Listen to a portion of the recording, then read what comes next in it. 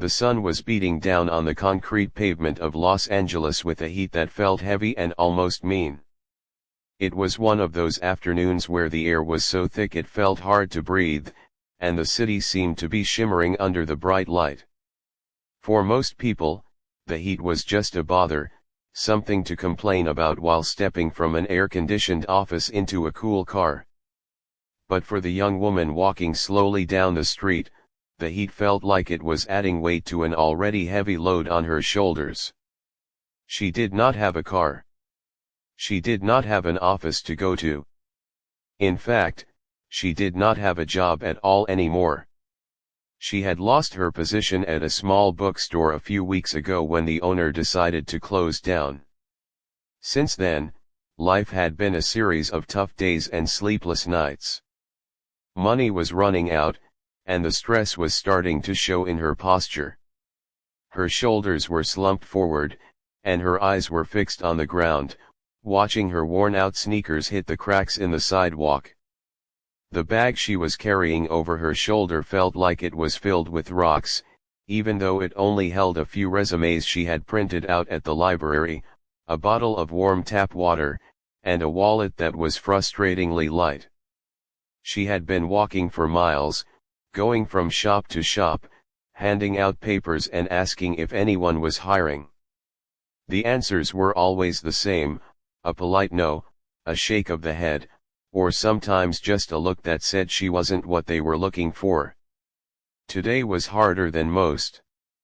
She hadn't eaten much that morning, just a piece of toast because the fridge was almost empty. Now, as the afternoon sun reached its peak, her head was starting to spin. She felt dizzy, and her throat was parched. She took a sip from her warm water bottle, but it didn't help. It just made her feel more uncomfortable. She needed something cold. She needed to get out of the sun for just a few minutes. She needed to feel like a human being again, rather than just a problem that needed to be solved. Up ahead, she saw a small market. It wasn't a big grocery store, but one of those fancy gourmet places that sell expensive cheese and imported chocolates.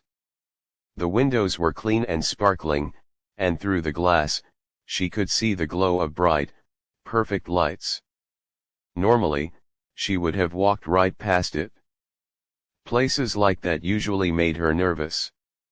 She knew that everything inside would cost 3 times what it should, and she felt like she didn't belong in a world where people spent $10 on a sandwich. But the heat was too much. The dizziness was getting worse. She decided she would go in, buy the cheapest bottle of cold water they had, and maybe stand in the cool air for a minute before facing the walk home. She pushed the door open. A little bell above the door chimed, and a blast of freezing cold air hit her face. It felt amazing. For a second, she just stood there, letting the air conditioning cool down the sweat on her neck. She took a deep breath. The store smelled like fresh coffee and roasted nuts. It smelled like money and comfort. She walked down the aisle, trying to look confident, even though she felt out of place. Her clothes were clean, but they were old and a bit wrinkled from the heat. Her hair was pulled back in a messy bun, and she knew she looked tired. She could feel the eyes of a few shoppers on her. There was a woman in a business suit talking on her phone, looking annoyed at having to move her cart. There was a man in gym clothes looking at different kinds of organic juice. They all seemed to move with such purpose, such speed. She felt like she was moving in slow motion. She found the refrigerated section and scanned the shelves. Water. She just needed water. She grabbed a plastic bottle. It was a brand she didn't recognize, with a fancy label that said it was spring water from the mountains. She didn't care about the mountains. She just cared that it was cold and wet. She looked at the price tag on the shelf below and her stomach dropped. $4. For a bottle of water. She hesitated, her hand hovering over the bottle. $4 was a lot of money for her right now. That was bus fare. That was part of a meal. But she was so thirsty, and the room was spinning so much that she knew she didn't have a choice. She grabbed the bottle and held it tight, feeling the cold condensation on her palm. She walked toward the counter. There was only one register open.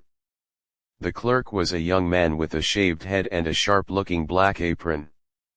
He was scanning items for a customer ahead of her with quick, aggressive movements. He didn't look up. He didn't smile. He just looked like he wanted to be anywhere but there. The young woman stood in line, clutching her water bottle. She shifted her weight from one foot to the other. She could feel her heart beating a little faster. She was anxious, and she wasn't sure why. Maybe it was the way the clerk was slamming items into bags. Maybe it was the silence of the store, or the fancy lights that made her feel exposed. She reached into her pocket and pulled out her wallet. It was a simple fabric wallet that was starting to fray at the edges. She opened it and looked inside. A few crumpled dollar bills. A handful of change. She had enough, but it would be almost everything she had left for the day. The customer in front of her finished paying and left with a cart full of groceries. The clerk didn't say "Have a nice day." He just stared at the screen, waiting for the next person. It was her turn. She stepped up to the counter and placed the bottle of water down. The glass counter was polished to a shine, and she could see her own reflection in it, a tired, pale face looking back at her. She tried to smooth down her hair, feeling self-conscious. "Is this all?" the clerk asked. His voice was flat, without any emotion. He still didn't look at her. He was looking at a screen on his register, his fingers hovering over the keys. "Yes, that's all," she said quietly. Her voice sounded scratchy and weak. She cleared her throat, trying to sound normal. "Just the water, please." The clerk finally looked at her. His eyes swept over her face, then down to her worn-out clothes, and then to the simple bottle of water. He let out a sigh, a long, exaggerated sound that made it clear he thought she was wasting his time. He snatched the bottle, scanned it with a loud beep, and tossed it into a small bag on the counter. "That will be $4.12, he said. He turned his back to her for a second to adjust a stack of cups behind him, as if he already knew she couldn't pay or didn't matter. She opened her wallet. Her hands were shaking slightly, partly from the heat exhaustion and partly from the sudden rush of anxiety. She pulled out the $4 bills. They were crinkled and warm from being in her pocket. She placed them carefully on the counter. Then, she looked for the 12 cents. She had a small zippered pocket inside her wallet for change. She unzipped it, but her fingers were clumsy. As she tried to pinch a dime and 2 pennies, her hand slipped. The coins spilled out of her grasp and onto the hard glass counter. They made a loud, clattering noise. One of the pennies rolled off the edge of the high counter and hit the floor with a piercing ding. The sound seemed to stop the entire store. The silence that followed was heavy. The clerk turned back around slowly. He looked at the bills on the counter. He looked at the scattered coins. He looked at the penny on the floor. Then he looked at her, and his expression changed from boredom to anger. It was a sudden, flash flood kind of anger. He didn't see a person who was thirsty and having a bad day. He saw someone who was messy, who was slow, and who was holding up his line. "Are you kidding me?" he snapped. His voice was loud, much louder than it needed to be in the small shop. She froze. She stared at the penny on the floor. "I'm sorry," she whispered. She bent down quickly to pick it up, feeling her face burn with embarrassment. I dropped it. I'm sorry. She stood back up and placed the penny on the counter with the rest of the money.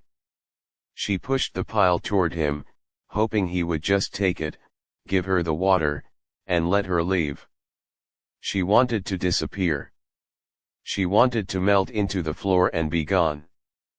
But the clerk didn't take the money. He leaned over the counter, invading her personal space. He glared at her, his eyes wide and hostile. "You're holding up the line," he barked.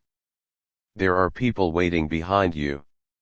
If you can't handle your money, maybe you shouldn't be in here buying expensive water." The blood drained from her face. She felt small, like a child being scolded in front of the whole class. She could feel the eyes of the other customers burning into her back. She heard someone behind her cough awkwardly. Another person shifted their feet. I have the money right here," she said, her voice trembling. She pointed to the pile of bills and coins. "It's all there. 412. The clerk looked at the money, then back at her. He didn't care about the money. He seemed to want to make an example of her. He crossed his arms over his chest, a menacing look on his face. "It's not just about the money," he said, his voice rising even louder. "It's about the time. You're making a mess. You're slow. You're wasting everyone's time." She felt tears pricking at the corners of her eyes. She fought them back, blinking rapidly. She didn't want to cry. Not here. Not in front of all these people. She just wanted her water and to get out. "I'm sorry," she said again, her voice barely audible. "Please, just take it. I'll go." The clerk shook his head. He leaned in closer, his face turning red. The atmosphere in the store had completely changed. The cool, refreshing air now felt suffocating. He took a deep breath, and then he shouted, "If you can't pay quickly, then get out of my store. Just get out." The words hung in the air like smoke. She was shocked. She stood there, paralyzed, unable to move. She looked at him, hoping for a shred of kindness, a sign that he was just joking, but there was nothing. He meant it. He wanted her gone. She felt the shame wash over her like a tidal wave. Here she was, just trying to survive the day, and she was being treated like trash. She felt the stares of the wealthy customers, judging her, agreeing with the clerk. She felt completely and utterly alone. The world felt cold and cruel, and she just wanted to run away and hide forever. She reached out to grab the water bottle, her hand shaking violently, wondering what she had done to deserve this moment of pure humiliation. The shout seemed to bounce off the walls of the small shop, echoing like a crack of thunder in a quiet room. It was a harsh, ugly sound that didn't belong in the peaceful, fancy store. For a split second, time seemed to stop completely. The hum of the large refrigerators, the quiet music playing from the ceiling speakers, and the sound of traffic outside all faded into the background. The only thing that existed was the loud, angry voice of the clerk and the young woman standing in front of him. She stood frozen, her hands still reaching out toward the counter, her fingers hovering just inches from the water bottle. Her breath caught in her throat, choking her. She felt like she had been slapped, although no hand had touched her. The sheer force of his words hit her physically. She could feel her heart hammering against her ribs, so hard it hurt. Her face, which had been hot from the walking and the sun, now felt cold and prickly. The clerk didn't stop. He had crossed a line, and instead of stepping back, he seemed to step further over it. His face was twisted in a sneer, his eyes wide and intense. He leaned his body over the high counter, looming over her. He looked down at her as if she were a bug he wanted to crush. I said, "Get out." He yelled again, even louder this time. He pointed a finger at her, shaking it aggressively. "Can't you hear me? I don't want your business. You're holding up the line. You're making a mess. Just leave." The young woman flinched with every word he shouted. She wanted to say something, to defend herself, to tell him that she had the money, that she was just thirsty, but her voice was gone. Her throat felt tight, and her mouth was dry. She looked at the pile of crumpled bills and coins on the counter. It was all the money she had left in the world for the day, sitting there next to the fancy water bottle. It looked pathetic compared to the pristine surroundings. She reached out with a shaking hand to scoop up her money. She just wanted to grab it and run. She needed to get away from those angry eyes, away from the shouting. But as her fingers touched the bills, the clerk slapped his own hand down on the counter, right next to hers, with a loud thud. "Don't touch that!" he barked. "Leave it there and get out." She pulled her hand back as if she had touched a hot stove. She looked at him, her eyes wide with fear and confusion. Why was he doing this? What had she done that was so wrong? She felt a hot tear spill over her eyelid and roll down her cheek. It was hot against her skin, a stark contrast to the cold air of the store. She quickly wiped the tear away, but it was too late. Another one followed. Then another. She tried to take a deep breath to steady herself, but she was hyperventilating. Small, gasping breaths escaped her lips. She felt small and weak. She felt like everyone in the room was staring at her, seeing her crumble. Behind her, she heard someone clear their throat loudly. It was a sound of annoyance, not sympathy. She didn't dare turn around to look, but she could feel the gaze of the other customers burning into her back. She imagined them rolling their eyes, checking their expensive watches, and thinking that she was causing a scene. She felt like an intruder who had been caught red-handed. The fancy clothes, the clean floors, the perfect lighting, it all mocked her. She didn't belong here, and now everyone knew it. The clerk was still shouting. "This is a place of business. We have standards here. Look at you. You're a mess." His words cut deep. They confirmed her worst fears about herself. She was a mess. Her life was a mess. And now, she was being humiliated in public because of it. She felt a wave of hopelessness wash over her. It wasn't just about the water anymore. It was about how hard everything had become. Losing her job, the struggle to pay rent, the constant worry, and now, this. It felt like the universe was piling on, kicking her while she was down. She looked at the clerk, her vision blurry with tears. I just wanted water," she whispered. Her voice was so small it was barely a squeak. She felt ridiculous. She sounded like a scared child.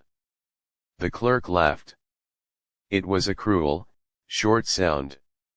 "Water? You think this is a charity? We aren't here to hand out free water to people who can't handle their money.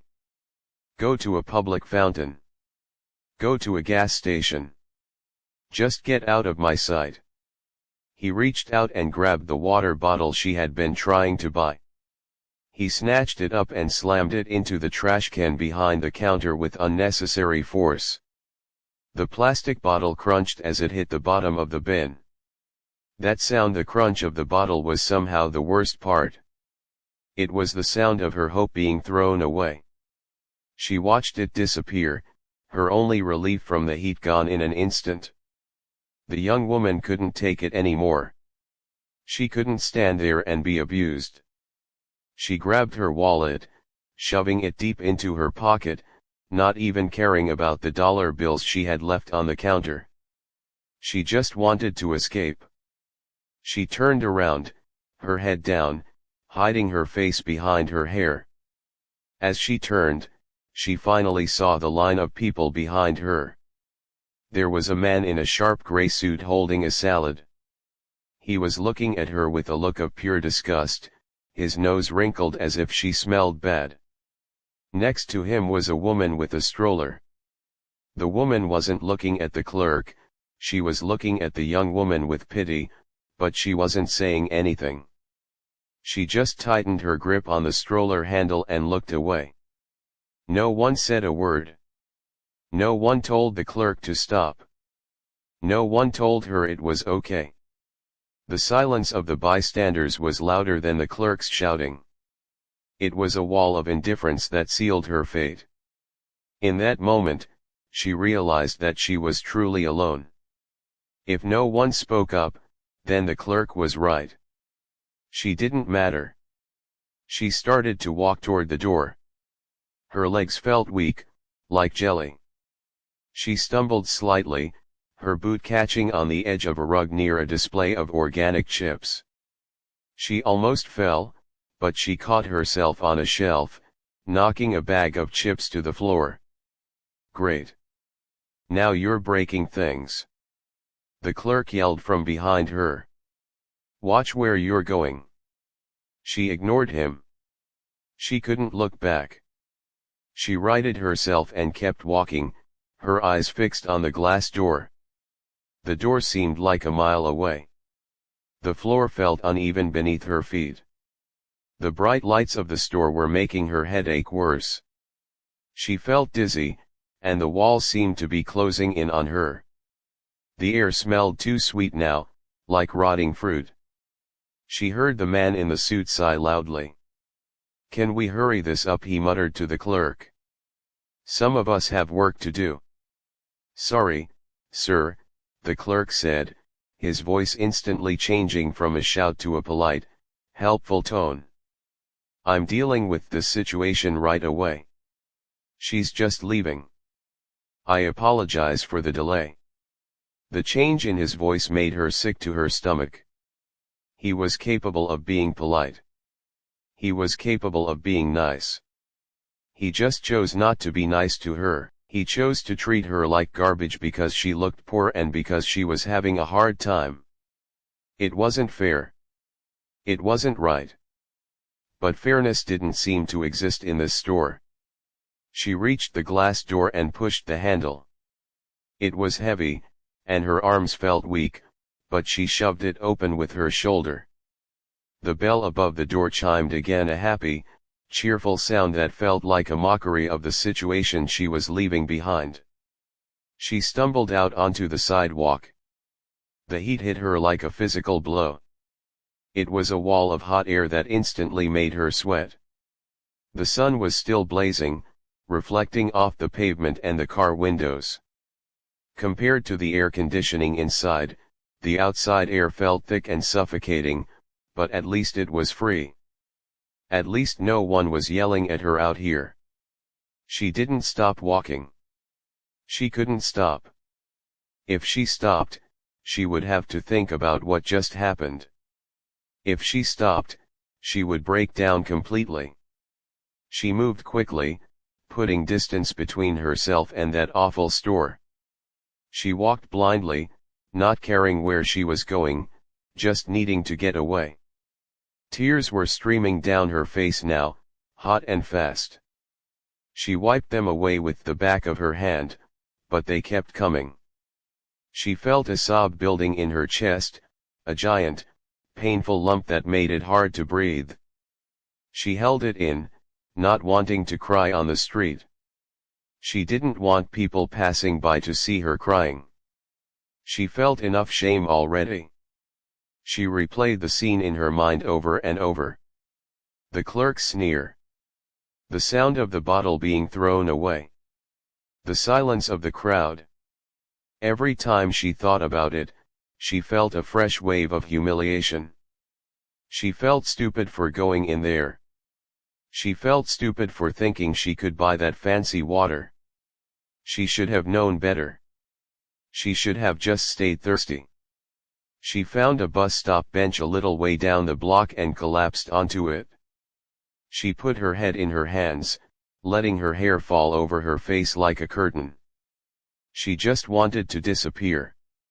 She wanted to be invisible again. The world felt like a cruel and lonely place. It felt like everyone was against her. She thought about the money she had left on the counter. She had lost her lunch money for tomorrow because of that man. It wasn't a lot of money to some people, but to her, it was everything. She sat there, shaking, listening to the sound of the city. Cars driving by, horns honking, people talking on their phones. Life was going on for everyone else. They were going to lunch, going to meetings, living their lives. But for her, life had stopped. She was stuck in that moment of humiliation, unable to move forward. She felt a deep sense of hopelessness settle in her stomach. It was a heavy, dark feeling. She tried to tell herself that it would be okay, that she would find another job, that she would get through this, but it was hard to believe. When people treated you like you didn't matter, it was hard to remember that you did. She lifted her head slightly and looked back down the street toward the market. The door was closed now. She could see people inside moving around, buying their expensive things. They looked like silhouettes in a fishbowl. None of them cared about her. None of them even knew she existed. She was just a nuisance that had been swatted away. She let out a long, shaky breath. Her throat hurt from holding back the sobs. She looked at her reflection in the bus stop glass. Her eyes were red and puffy. Her nose was running. She looked a mess, just like the clerk had said. She reached into her pocket to get a tissue, but her hand brushed against her empty wallet. She had no tissues. She had nothing. She was just a girl on a bench in the heat, crying her eyes out because she tried to buy a bottle of water. Just then, she heard the sound of the shop door opening again behind her. She instinctively shrunk down, pulling her shoulders up to her ears, terrified that the clerk had come out to yell at her more. She squeezed her eyes shut, waiting for the shouting to start again. She braced herself for the impact of more cruel words. But the shouting didn't come. Instead, she heard a calm, deep voice. A man's voice, but not the angry voice of the clerk. This voice was low and steady. It sounded confused and concerned. "Hey," the voice said. "Wait a minute." She kept her head down, terrified to look. She thought it might be the man in the suit coming to tell her to move along. She thought it might be security. She just wanted them to leave her alone. "Are you okay?" the voice asked. It was a simple question. 3 words. But she hadn't heard kindness in so long that it didn't sound real. It sounded like a trick. She didn't move. She sat frozen on the bench, waiting for the other shoe to drop, waiting for the cruelty to return. But the voice didn't go away. It came closer. "I saw what happened inside," the voice said gently. "That wasn't right. Nobody should be treated like that." The young woman sat on the hard wooden bench, her head in her hands, trying to disappear into her own skin. The world around her kept moving, indifferent to her pain. Cars zoomed past on the street, their tires humming against the asphalt, sending hot gusts of wind her way. A group of teenagers walked by, laughing loudly about a video they were watching on a phone, their joy cutting through her sadness like a knife. She felt incredibly small, like a pebble on the beach that the ocean kept trying to wash away. Inside her chest, her heart was still beating hard and fast. The adrenaline from the shouting match was slowly wearing off, leaving her feeling drained and shaky. Her throat ached from holding back tears, and her eyes stung with the salt that had leaked out. She felt a deep, heavy shame in the pit of her stomach. It wasn't just that she had been yelled at, it was that she had been made to feel like she didn't belong in the world, like she was less than human because she was struggling. She thought about the people inside the store. The man in the suit who had just wanted his salad. The woman with the stroller who had looked away. The clerk who had seemed to enjoy her humiliation. They were all part of a world that seemed cold and hard. She felt like there was a wall between her and everyone else, a wall made of money and ease and confidence that she just couldn't climb over. She was stuck on the outside, looking in, and it hurt. Back inside the market, the scene had shifted. The angry energy of the shouting had dissipated, replaced by the awkward, humming silence of people pretending nothing had happened. The clerk was back at his register, his face calm again, though a slight frown lingered on his forehead. He was scanning items for the man in the gray suit, moving with his usual efficient speed. "Have a great day, sir," the clerk said, his voice smooth and polite. It was the same voice he used with everyone, the voice he had refused to use for the young woman. He handed the man his bag with a smile. "You too," the businessman said, taking his salad. He didn't look at the spot where the young woman had been standing. He didn't mention the shouting. He just wanted to get back to his office. The line moved forward. Standing near the back, away from the counter, was a man who had seen everything. He was different from the others. He was dressed simply in a t-shirt, jeans, and a worn-out baseball cap pulled low over his eyes. He didn't have a suit. He didn't have a fancy bag. He was just holding a simple sandwich and a bottle of iced tea. He had watched the scene unfold with a heavy feeling in his gut. When the clerk shouted, he had seen the look of terror in the young woman's eyes. He had seen her hand shake as she reached for her money. He had heard the cruel words, and he had seen the other customers turn away. He hadn't stepped forward in the heat of the moment, partly out of shock, but now, standing there with his sandwich, he felt a strong pull to do something. He couldn't just buy his lunch and pretend he hadn't seen a person being crushed. He looked at the clerk, then at the door the young woman had exited through. The clerk was busy rearranging the gum near the register, whistling a quiet tune, completely unbothered by what he had done. The indifference made the man in the cap angry. It wasn't right. People shouldn't treat each other that way. The man placed his items on the counter. The clerk looked up, recognizing a familiar face, or perhaps just sensing that this customer was different. The clerk's attitude shifted instantly. He stood up a little straighter. "That will be $8, the clerk said, trying to be friendly. The man in the cap didn't smile. He didn't look at the clerk's name tag. He looked him right in the eye, his gaze serious and intense. "You shouldn't have spoken to her like that," he said quietly. His voice wasn't loud, but it was firm. The clerk blinked, confused for a second. "What, sir?" She was holding up the line. She didn't have her money ready. She was trying to buy water, the man said. She was scared. There was no need to shout. There was no need to be cruel. The clerk's face twitched. He didn't like being told how to do his job, especially not by a guy in a baseball cap. "Look, sir, I run this register. I know how to handle customers."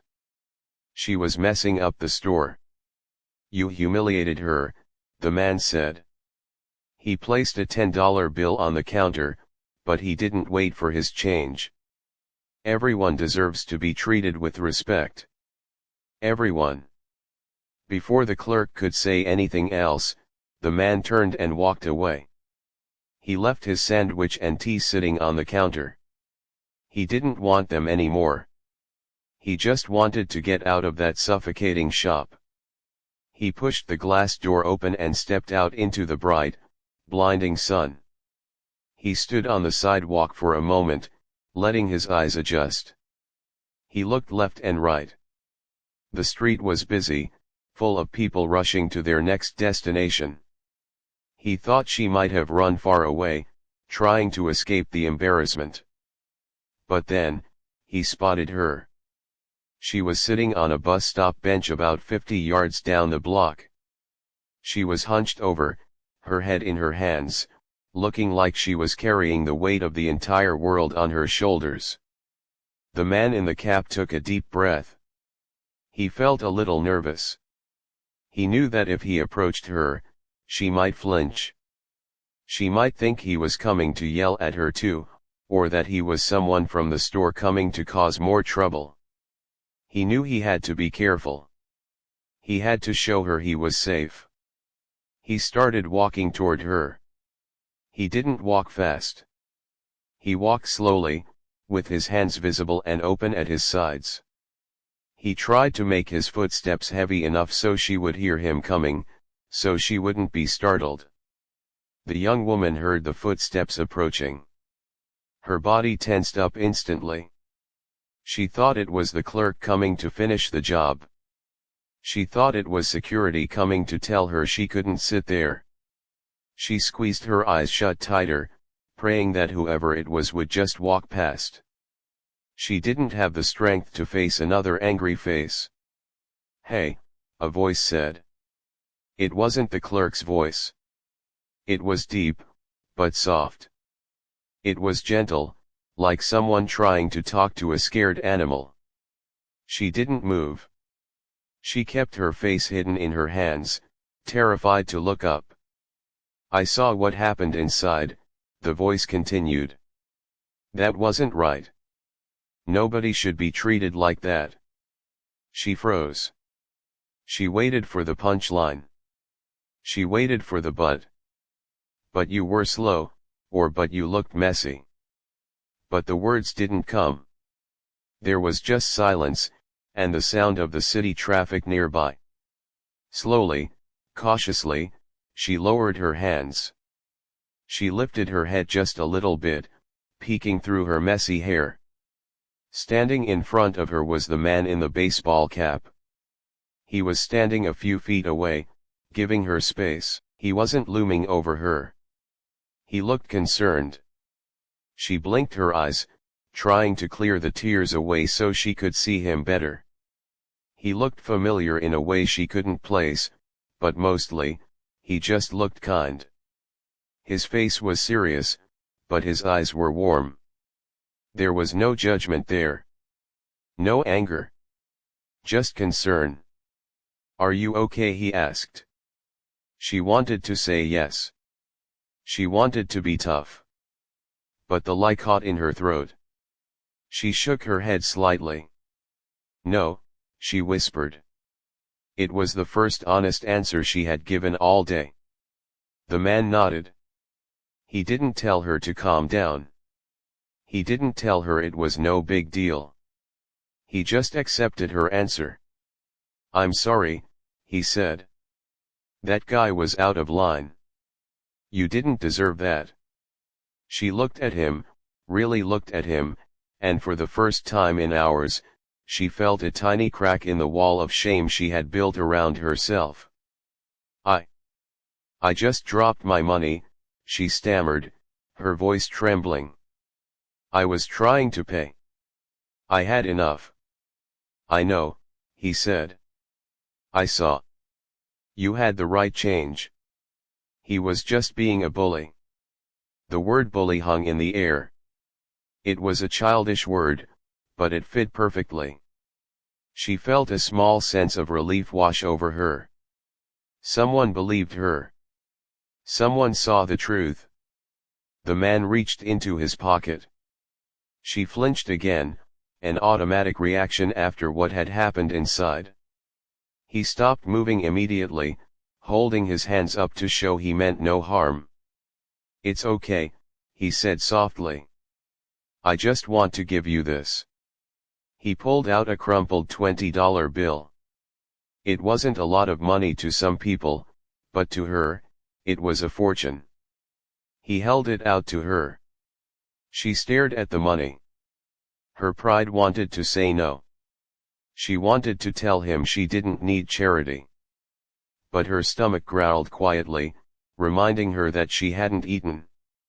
She remembered the $4 she had left on the counter inside. She was broke, hungry, and thirsty. Please, he said, pushing his hand forward a little more. Get yourself something cold to drink. And maybe something to eat? It's hot out here. She reached out a shaking hand and took the bill. His fingers brushed against hers, and she noticed that his hands were rough, like he worked with them.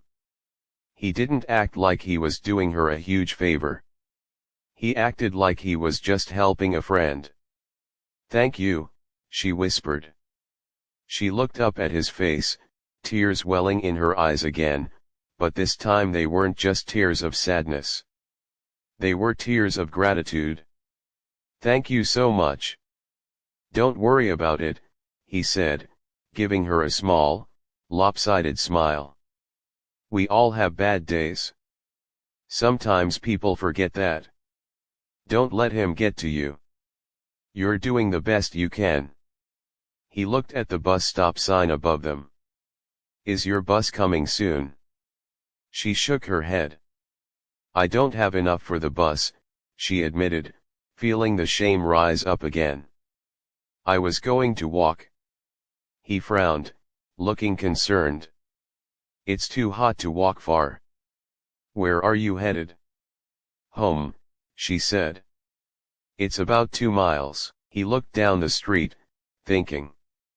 He didn't want to leave her here, but he also didn't want to make her feel uncomfortable by hovering.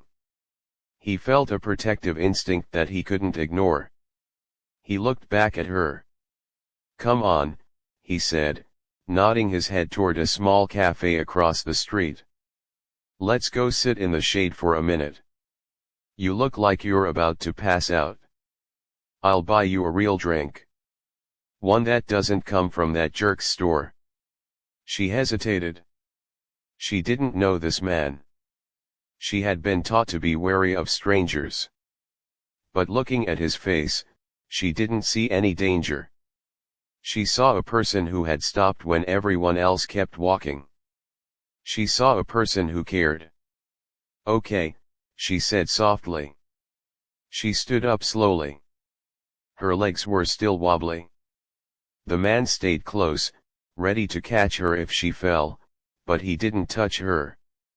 He waited for her to steady herself. Together, they walked to the corner.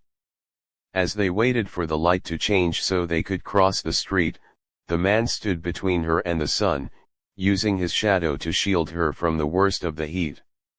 It was a small gesture, but it meant everything to her. I'm really sorry about the mess, she said quietly, looking down at the sidewalk. I'm not usually like this. Like what? He asked. Like this, she said, gesturing to her clothes, her face. A mess. He looked at her, his face serious again. You're not a mess, he said firmly. You're a human being. And you're having a tough time. There's a difference. Don't let anyone tell you otherwise. The crosswalk signal changed to the white walking figure.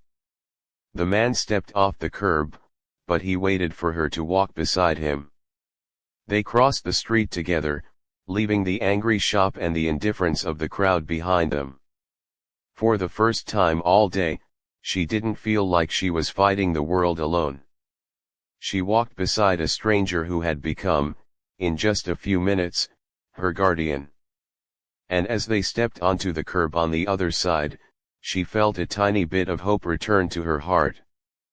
The small cafe was much cooler than the sidewalk, but it didn't have that harsh, fake chill of the market.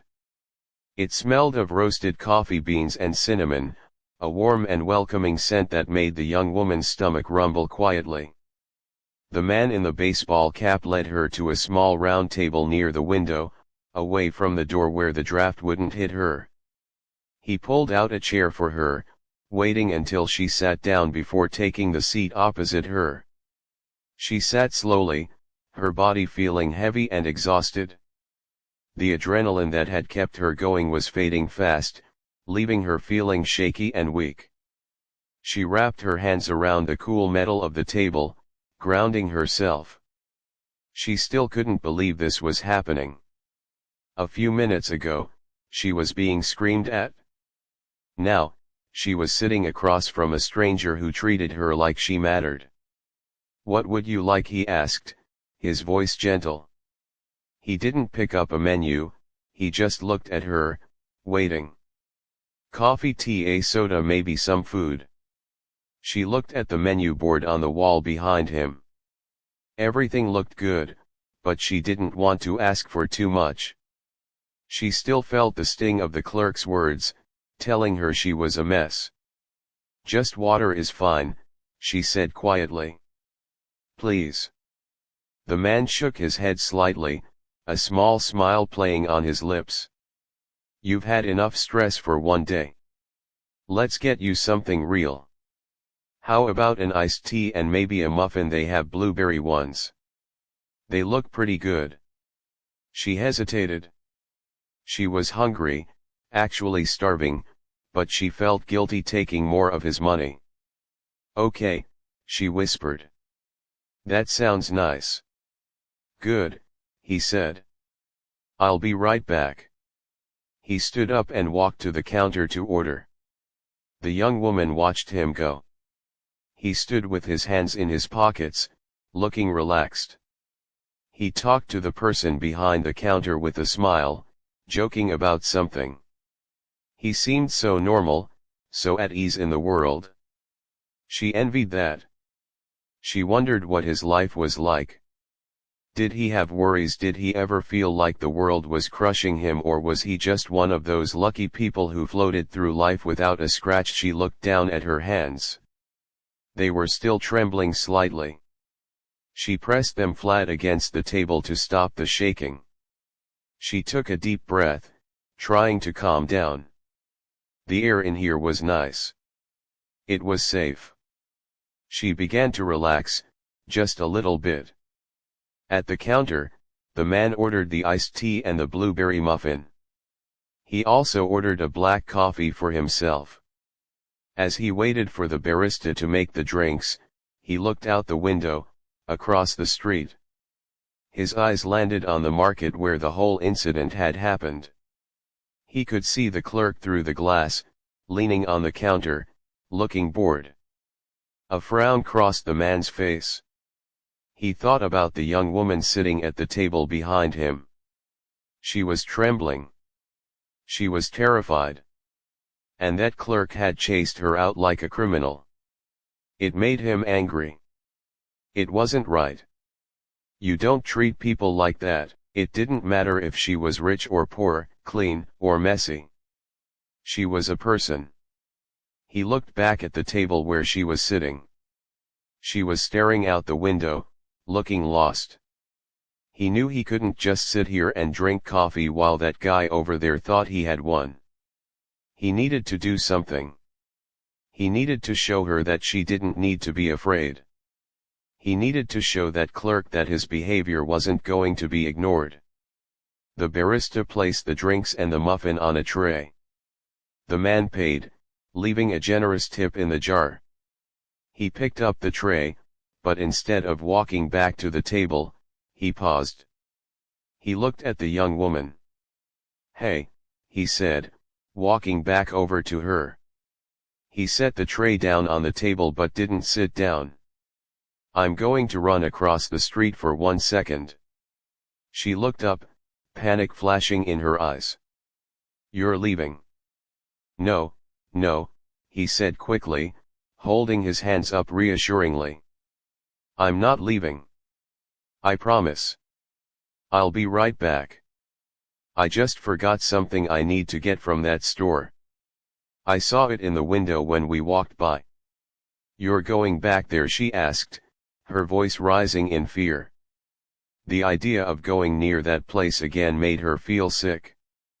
Please don't. He's mean. The man looked at her, his expression softening. It's okay, he said firmly. I can handle it. I just want to grab one thing. You stay here. Drink your tea. Eat your muffin. I will be back in 2 minutes. I promise.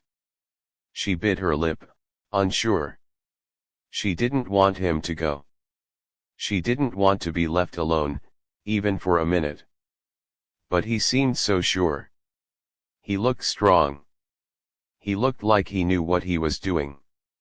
Okay, she said slowly. 2 minutes. 2 minutes, he agreed. He gave her a reassuring nod and turned around. He walked out of the cafe. The young woman watched him through the large glass window. She sipped her iced tea, the cold liquid soothing her dry throat, but her eyes were glued to him. She saw him wait for the traffic to stop, then jog across the street. He walked straight toward the market. Inside the store, the clerk was wiping down the counter, still feeling annoyed about the earlier incident. He didn't feel bad about shouting at her. In his mind, he had done the right thing. She was slowing things down. She was messy. He had protected his store and his time. The bell above the door chimed. The clerk looked up, expecting another customer. Instead, he saw the man in the baseball cap walk in.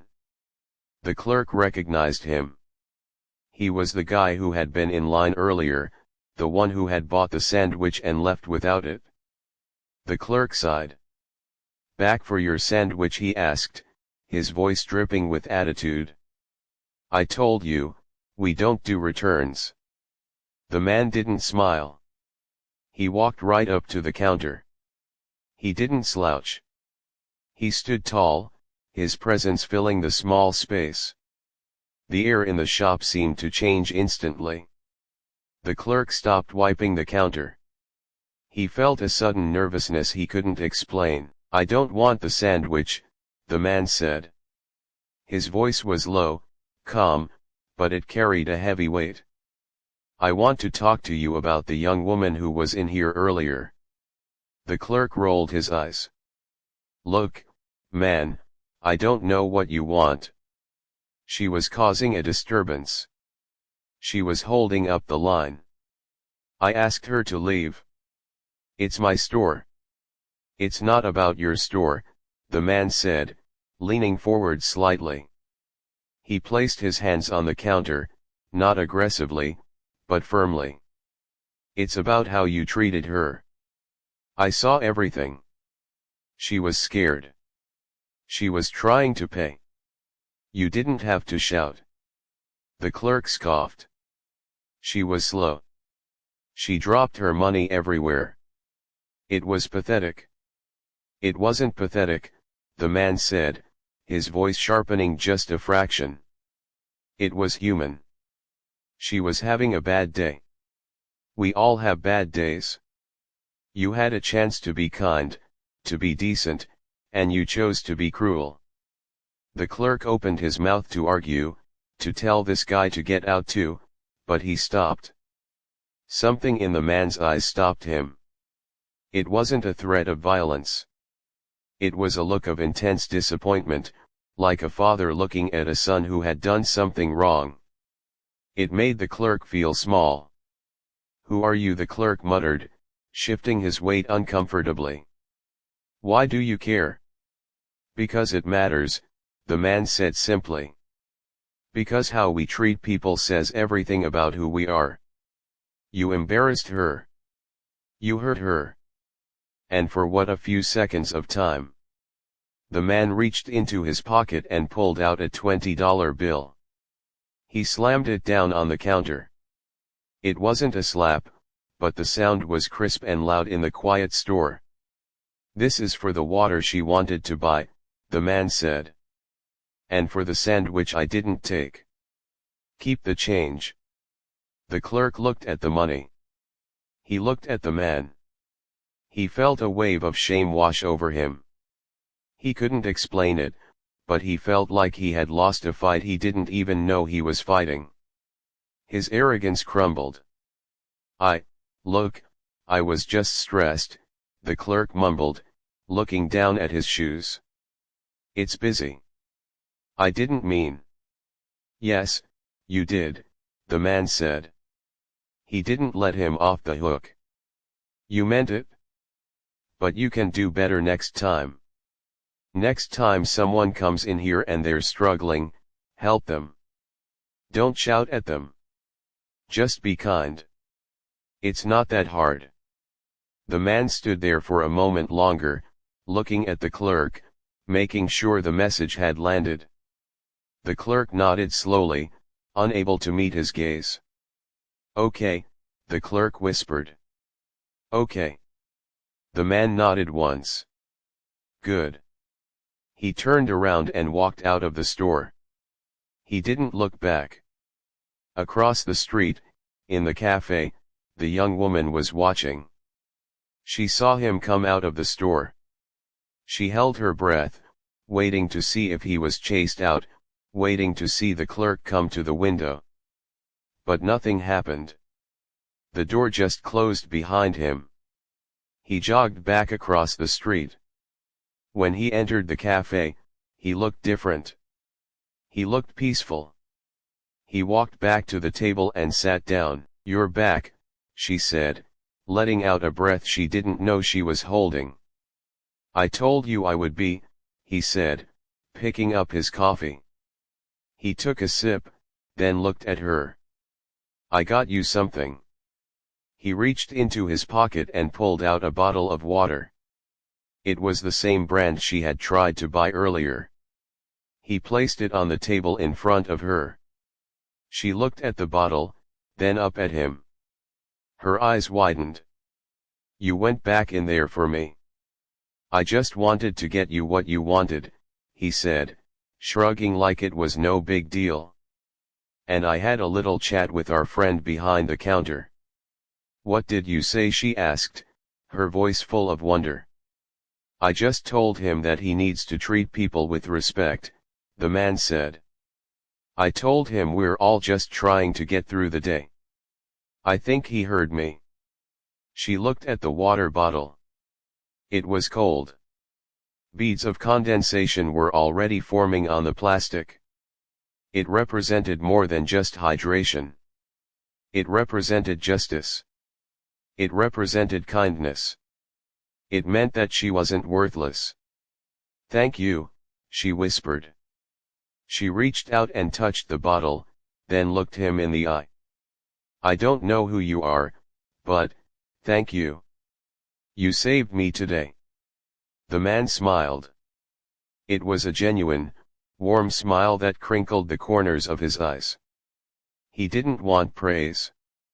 He just wanted her to be okay. You don't need to thank me, he said softly. Just take care of yourself. Eat your muffin. Drink your water. The world can be a tough place, but there are good people in it, too. Don't forget that. She picked up the muffin. It was huge, bursting with blueberries. She took a bite.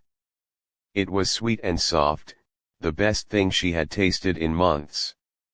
She washed it down with the iced tea, and then she opened the water bottle and took a long, deep drink. As she sat there, eating and drinking, the panic in her chest began to dissolve. The shame started to fade away. She looked at the man sitting across from her. He was sipping his coffee, looking out the window at the busy street. He didn't ask for anything. He didn't want recognition. He was just there. She realized then that she wasn't alone. The world wasn't entirely cruel. There were monsters, like the clerk who shouted at her. But there were also guardians, like this man. Strangers who stepped in when things went wrong. People who saw the invisible people and refused to look away. For the first time in a long time, she felt a spark of hope. It was a small spark, but it was bright. She took another bite of her muffin and smiled. She was going to be okay. The young woman sat at the small, round table, the empty muffin wrapper crinkled in front of her. She had eaten every last bite, and the sugar from the blueberries was running through her veins, giving her a burst of energy that she hadn't felt in days. She took a long sip of the iced tea, the cold liquid soothing her throat. For the first time in hours, the shaking in her hands had stopped. The man in the baseball cap sat across from her, sipping his black coffee. He didn't stare at her, which she appreciated. He just looked out the window every now and then, watching the people walk by, giving her space to breathe and to process everything that had happened. The silence between them wasn't awkward anymore, it was comfortable. It was the silence of two people who didn't need to fill the air with empty words. She looked at him really closely for the first time. There was something familiar about him, in the way he moved and the way he spoke, but she couldn't quite place it. He didn't act like a celebrity. He didn't act like he was important. He acted like someone who understood pain and struggle. He had a calmness about him, a stillness that made her feel safe. "I feel better," she said softly, breaking the silence. "Thank you. The food helped." The man turned his gaze back to her and smiled. It was a genuine smile that reached his eyes. "I'm glad. You looked like you needed it." She looked down at her hands, tracing the wood grain of the table. "I was so scared in there," she admitted, her voice barely above a whisper. "I felt so small. Like I didn't matter at all. Like I was invisible." "You're not invisible," the man said firmly. "You matter. You matter just as much as anyone else in that store. Just as much as the guy in the suit or the clerk. Don't let anyone make you feel otherwise." "It's hard," she said, wiping a crumb off the table. "I lost my job a few weeks ago. Since then, everything has been falling apart. I feel like the world is just pushing me down, over and over. Today felt like the final straw." The man nodded slowly. He didn't interrupt her with advice or platitudes. He just listened. He let her get it out. "I've been walking everywhere," she continued. "Sending out resumes. Getting rejected. I'm tired. I'm just so tired." She took a deep breath. "I was starting to think that maybe I deserved to be yelled at. Maybe I really am a mess." She looked up at him, her eyes searching his face for a sign that he agreed, that he saw the flaws she saw in herself. But he didn't. He looked at her with a steady, unwavering gaze. "Listen to me," he said, leaning in slightly. "Life is hard. It can be brutal. Sometimes things go wrong, and it's not your fault. Losing a job, struggling to pay rent, that's life. It doesn't make you a mess. It makes you human. And today was just a bad moment. It doesn't define who you are." He paused, looking at the empty water bottle sitting on the table. That clerk, he let the power go to his head. He forgot that everyone is fighting a battle he knows nothing about. Don't carry his anger around with you. Leave it here in this shop. It belongs to him, not you. His words sunk deep into her heart. It was like he was taking a heavy backpack off her shoulders. She hadn't realized how much weight she was carrying from that interaction, the shame, the anger, the self-doubt. She realized he was right. She didn't have to keep it.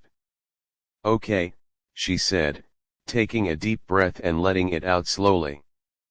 "I'll leave it here." "Good," he said. He finished his coffee and placed the cup down on the table. He checked his watch, then looked back at her. I have to get going. I have a meeting to get to. She felt a sudden pang of panic. She didn't want him to leave. He was her shield against the world. Without him, she was afraid the old feelings would come back. Oh, she said. Okay. He stood up, and she stood up too. He reached into his pocket and pulled out a few more bills. He didn't make a big show of it. He just placed them on the table next to his cup. This should cover the bill and a tip for the waitress. Take the rest. Take the rest, she asked, confused. Put it in your pocket, he said with a gentle smile. For the bus. Or for dinner tonight. Just take it. She wanted to refuse, but she remembered the empty feeling in her fridge at home. She remembered the long walk ahead. She nodded slowly and picked up the money, sliding it into her pocket. Thank you, she whispered. You've done so much. I don't know how to repay you. You don't need to repay me, he said, adjusting his cap. Just do me one favor. Anything. Next time you see someone having a bad day, he said, looking her in the eye, help them out. Even if it's just a smile, or holding a door, or listening for a minute. Pass it on. That's how we fix the world. One kindness at a time. I will, she promised. I really will. He nodded, satisfied. He walked her to the door of the cafe. He held it open for her, letting her step out into the afternoon air first. The sun was lower in the sky now, casting long, golden shadows across the street. The heat wasn't as intense as it was before. The air felt cleaner, lighter. They stood on the sidewalk for a moment. Which way are you going? He asked. Bus stop is that way, she pointed down the street. Good, he said. Take care of yourself. You too, she said. He gave her a small, two-finger salute, a simple cool gesture. Then, he turned and walked away. He didn't look back. He just walked down the street, his hands in his pockets, moving with a relaxed, easy pace. She stood there for a long time, watching him go. She watched him blend into the crowd of people on the sidewalk. He became just another face in the city, but to her, he was a hero. She realized then that she never asked his name. She didn't know who he was, where he was from, or where he was going. He was just a stranger who stopped. She turned and looked across the street at the market. The clerk was still behind the counter, visible through the glass. He looked smaller now from this distance. He didn't look like a monster anymore. He just looked like a bored, unhappy man. The fear she had felt earlier was gone. He didn't have any power over her anymore. She reached into her pocket and felt the money he had given her. She felt the crinkle of the $20 bill and the coins. It wasn't just money, it was hope. It was a second chance. She started walking toward the bus stop. Her steps were lighter than they had been in weeks. She wasn't dragging her feet. She was walking with her head up. As she walked, she looked at the people passing her. She saw a young mother struggling with a stroller and a grocery bag. The mother looked tired, her face tight with stress.